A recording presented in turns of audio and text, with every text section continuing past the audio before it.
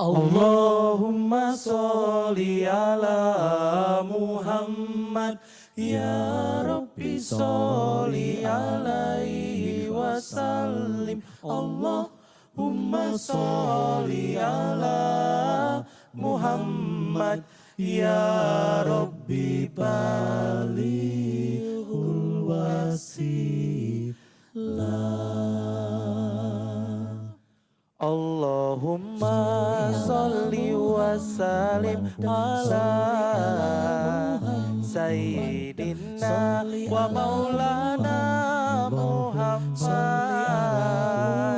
Adada ma fi ilmillahi sholatan daimatan bidawami mulkillahi. Ya Allah, curahkan rahmat dan keselamatan bagi Nabi junjungan kami Muhammad, selamanya di dalam keabadian kekekalan kerajaanmu ya Allah. Allahumma sholli wa sallim wa barik alaih. Allahumma sholli wa sallim wa barik alaih. Allahumma sholli wa sallim wa barik alaih. Allahumma sholli wa sallim wa barik alaihi. Ya Allah, lungsurkan rahmat sinarang salamet eta kanggo Nabi junjungan kuring Muhammad, salawasna aya dinda kawilujengan, salawasna ditang tayungan ku Allah. Ya Allah, paringono rahmat lan keselamatan kagem Nabi junjungan kula Muhammad, salaminipun wonten ing keselamatan, salaminipun diwelasi Gusti Allah. Ya Allah, leang marahmat dohot ahorasan Nunabita pangihutan Nabi Muhammad, saleleng ngoluna di bagasan hator ison, saleleng na saihologi Allahumma sholli wa sallim ala Sayyidina wa maulana Muhammad,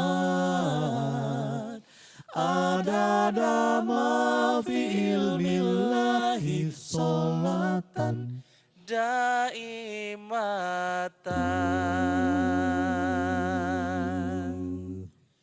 bidawami mulkillahi.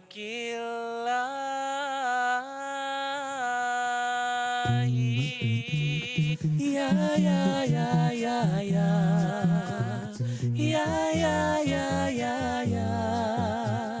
ya ya ya ya ya.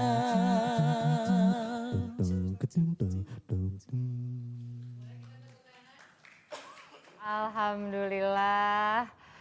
Selamat malam pemirsa, kita bersyukur sekali bisa menikmati indahnya Ramadan 1436 Hijriah dan kemudian kita tiba di 1 Syawal.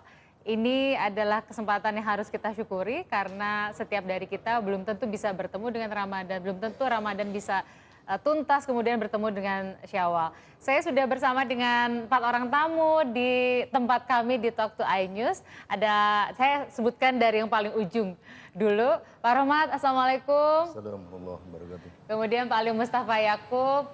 Selamat malam Ustadz. Saya ini ingat beliau, boleh cerita sedikit, kita nggak apa-apa ya. Silakan, ya. Waktu saya nikah, yang memberikan khotbah nikahnya beliau. Hanya berkah. Berkah, Berkah dapat anak, udah dapat lari. Kemudian Pak Nasarudin, apa kabar Bapak? Baik. Alhamdulillah. Pak Ajumardi Azra, terima kasih sudah bersama-sama dengan kami. Ini kita ingin berbagi, bercerita soal Lebaran di Indonesia. Kita menyebutnya Idul Fitri, tapi orang Indonesia nggak apa-apa nyebut Lebaran ya. Coba saya ingin tanya dulu sama Pak Ajumardi, sebetulnya istilah Lebaran itu kan Indonesia banget begitu ya. Yang kalau dibandingkan sama negara-negara di kawasan misalnya di Asia Tenggara, ada nggak yang punya sebutan untuk Idul Fitri atau Idul Adha seperti Indonesia menyebutnya dengan kata lain? Saya kira nggak ada, itu khas Indonesia. Ada juga di beberapa daerah disebutnya hari raya aja, tidak pakai Idul Fitri gitu, hari raya. Atau tambah hari raya puasa. Tapi kalau Lebaran itu hanya khas asalnya di Jawa, tapi kemudian menyebar kemana-mana. Saya kira ini bahagian dari proses yang saya sebut dengan vernakularisasi. Jadi istilah-istilah, konsep-konsep di dalam Islam yang semula berbahasa Arab, kemudian diucapkan, disampaikan dengan bahasa lokal. Misalnya contohnya yang bertahan sampai sekarang itu adalah sembahyang. Jadi di Sumatera atau di banyak tempat yang lain, dulu itu tidak disebut, tidak dikenal istilah sholat, tapi sembahyang.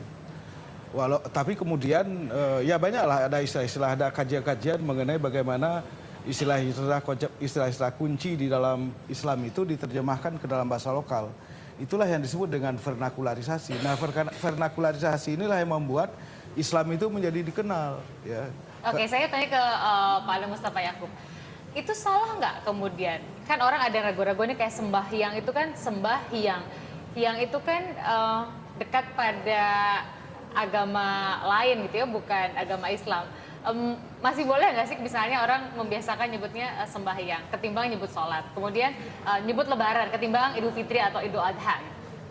Sebenarnya itu semuanya kan budaya.